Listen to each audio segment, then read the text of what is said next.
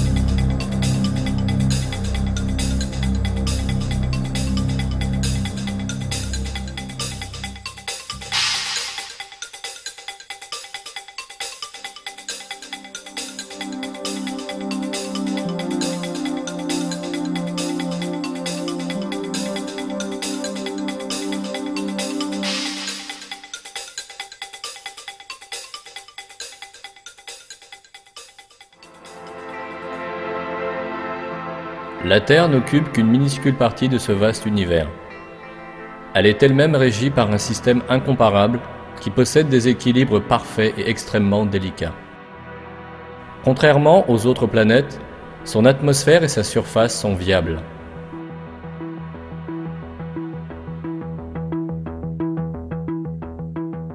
L'eau qui couvre la majeure partie de sa surface est l'un des éléments essentiels à la vie.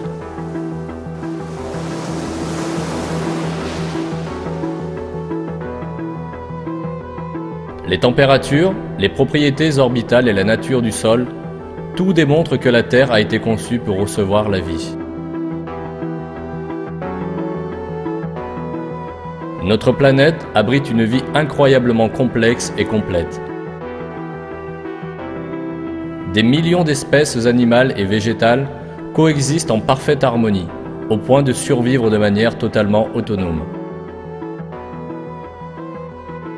Mais d'où viennent ces systèmes et ces êtres dotés de vie?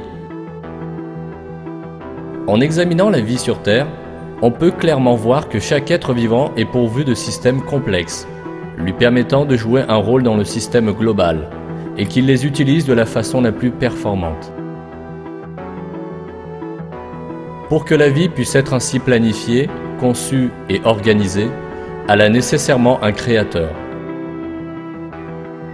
Et ce créateur n'a cessé de se présenter à l'humanité depuis la nuit des temps. Il s'agit d'Allah, le seul et unique Dieu, qui a créé les cieux et la terre à partir du néant, et qui a façonné tout ce qu'ils contiennent.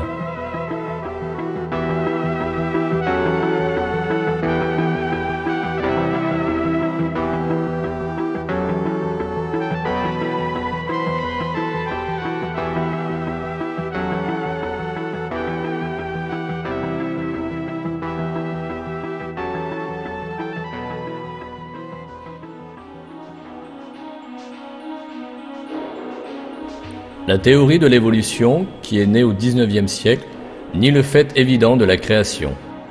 Elle affirme que l'existence des espèces n'est pas le résultat de la création de Dieu, mais plutôt celui de procédés entièrement gouvernés par le hasard.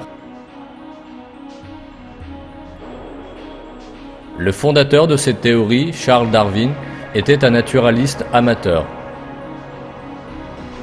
Il exposa sa théorie dans son ouvrage « L'origine des espèces », publié en 1859. Le succès du livre fut instantané, bien que sa popularité tienne davantage à ses implications qu'à son contenu scientifique. En effet, les idées de Darwin apportaient un soutien considérable à la philosophie matérialiste qui nie l'existence de Dieu.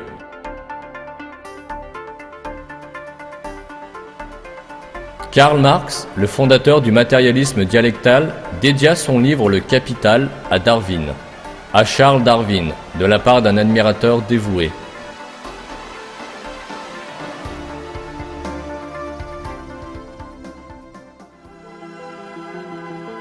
La théorie de Darwin prétendait que toutes les espèces descendaient d'un même ancêtre, qui avait évolué à force de petits changements accumulés sur une longue période.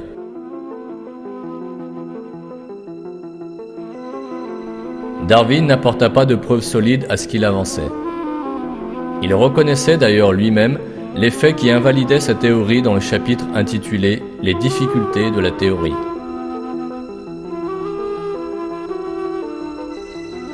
En fait, Darwin comptait sur les nouvelles découvertes pour balayer ses faiblesses. Or, il s'avéra que les avancées scientifiques allèrent au contraire dans le sens de la réfutation de ses allégations.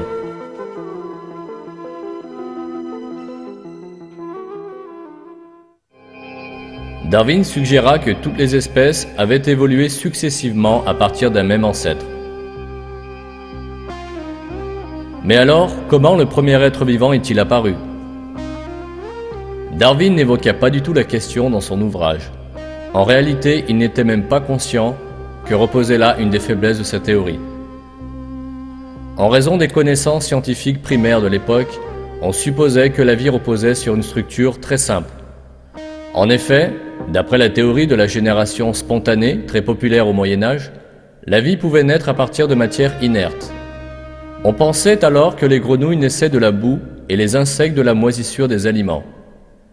De curieuses expériences furent menées afin de prouver ces théories.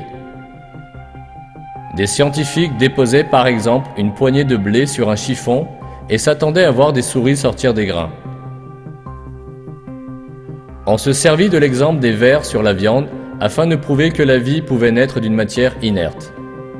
Bien plus tard, on comprit que ces vers provenaient des larves microscopiques laissées sur la viande par les mouches.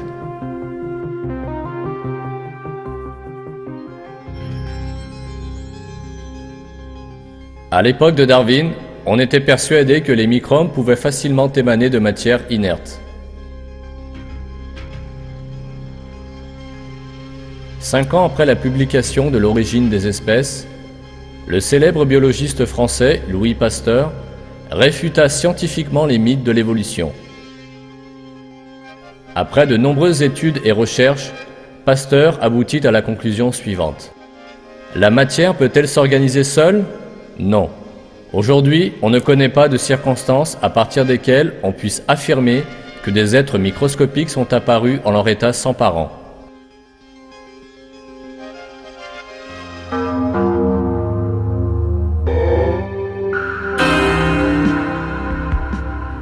Le biologiste russe Alexandre Oparin fut le premier évolutionniste à aborder au XXe siècle la question de la première cellule vivante.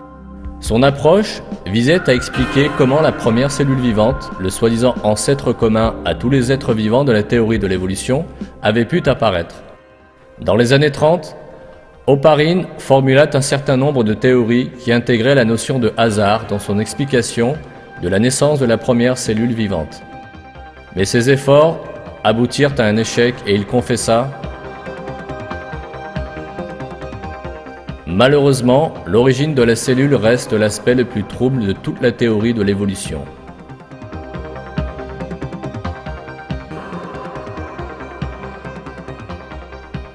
Les évolutionnistes qui succédèrent à Oparin effectuèrent des expériences afin de conférer une dimension scientifique à l'origine de la vie. La plus célèbre expérimentation fut celle réalisée par le chimiste américain Stanley Miller en 1953. Il obtint quelques molécules organiques simples suite à une réaction gazeuse en employant les gaz qui étaient supposés exister au commencement de l'atmosphère terrestre.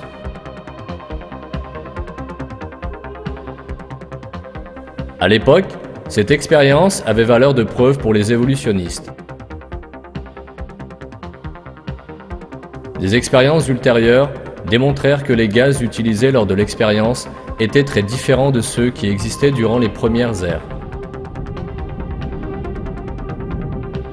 Miller convint finalement de l'invalidité de son expérience.